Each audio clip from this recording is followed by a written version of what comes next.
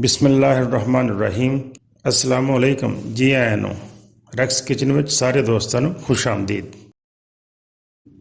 ਅੱਜ ਅਸੀਂ ਗਰਮੀਆਂ ਦਾ ਜ਼ਬਰਦਸਤ ਤੋਹਫਾ ਇੱਕ ਬਣਾ ਰਹੇ ਹਾਂ, ਰਬੜੀ ਫਲੂਦਾ। ਬਹੁਤ ਹੀ ਲਜ਼ੀਜ਼ ਅਤੇ ਬੜੀ ਜ਼ਬਰਦਸਤ ਡਿਸ਼ ਹੈ। ਅਤੇ ਇਹ ਰਬੜੀ ਫਲੂਦਾ ਅਸੀਂ ਲਜ਼ੀਜ਼ਾ ਕੰਪਨੀ ਦਾ ਬਣਾਵਾਂਗੇ। ਅਤੇ ਆਓ ਇਹਨੂੰ ਬਣਾਉਣਾ ਸ਼ੁਰੂ ਕਰੀਏ। ਸਭ ਤੋਂ ਪਹਿਲੇ ਅਸੀਂ 1 ਕਿਲੋ ਦੁੱਧ ਬਰਤਨ 'ਚ ਪਾਵਾਂਗੇ।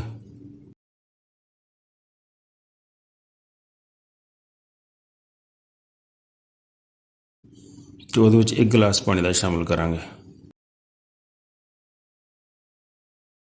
ਅਤੇ ਦੁੱਧ ਨੂੰ ਬੋਇਲ ਕਰਨਾ ਸ਼ੁਰੂ ਕਰੋ।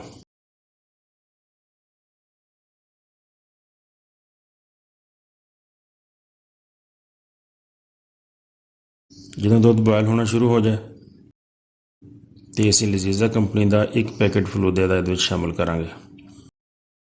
ਫਲੂਦੇ ਨੂੰ ਥੋੜ੍ਹਾ ਥੋੜ੍ਹਾ ਕਰਕੇ ਸ਼ਾਮਿਲ ਕਰਨਾ ਹੈ ਅਤੇ ਨਾਲ ਦੀ ਨਾਲ ਹਿਲਾਈ ਵੀ ਜਾਣਾ ਹੈ।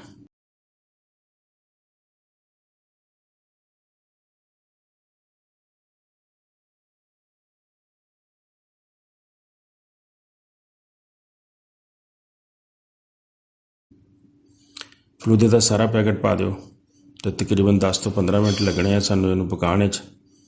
ਅਤੇ ਇਹਨੂੰ ਉਸ ਵਕਤ ਤੱਕ ਪਕਾਉਣਾ ਹੈ ਜਿਸ ਵਕਤ ਤੱਕ ਦੁੱਧ ਅੱਛੀ ਤਰ੍ਹਾਂ ਗਾੜਾ ਨਹੀਂ ਹੋ ਜਾਂਦਾ।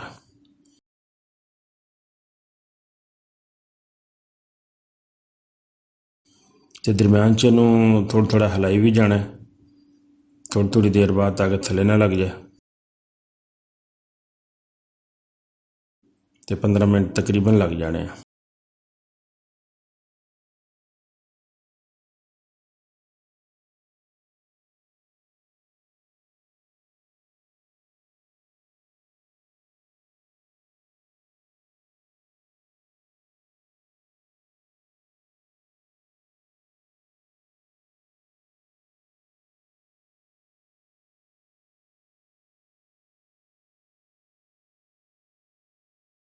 ਸਾਡਾ ਫਲੂਦਾ ਤਕਰੀਬਨ ਤਿਆਰ ਹੋ ਗਿਆ।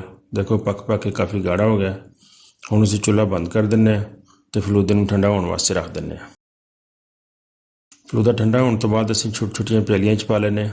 ਪਿਆਲੀਆਂ 'ਚ ਪਾ ਕੇ ਅਤੇ ਤੁਸੀਂ ਥੋੜ੍ਹੀ ਥੋੜ੍ਹੀ ਬਰਫ਼ ਸ਼ਾਮਿਲ ਕਰੋ ਬਰੀਕ ਕੁੱਟ ਕੇ, ਅਤੇ ਇਹਦੇ ਨਾਲ ਅਸੀਂ ਛੋਟੇ ਛੋਟੇ ਟੁਕੜੇ ਆਈਸ ਕਰੀਮ ਦੇ ਰੱਖ ਦਿੰਦੇ ਹਾਂ। ਥੋੜ੍ਹਾ ਜਿਹਾ ਉੱਤੇ ਮਗਜ਼ ਬਦਾਮ ਅਤੇ ਪਿਸਤਾ ਗਾਰਨਿਸ਼ ਕਰ ਲਓ ਅਤੇ ਸਾਡਾ ਰਬੜੀ ਫਲੂਦਾ ਬਿਲਕੁਲ ਤਿਆਰ ਹੋ ਗਿਆ। ਬਹੁਤ ਅੱਛਾ ਤਿਆਰ ਹੋਇਆ। ਅਤੇ ਇਹਨੂੰ ਠੰਡਾ ਠੰਡਾ ਸਰਵ ਕਰੋ। ਮੇਰੀ ਵੀਡੀਓ ਚੰਗੀ ਲੱਗੀ ਹੋਵੇ ਤਾਂ ਇਹਨੂੰ ਦੋਸਤਾਂ ਨਾਲ ਜ਼ਰੂਰ ਸ਼ੇਅਰ ਕਰਿਓ ਅਤੇ ਨਾਲੇ ਵੀਡੀਓ ਨੂੰ ਲਾਈਕ ਕਰ ਦਿਓ। ਬਹੁਤ ਸ਼ੁਕਰੀਆ।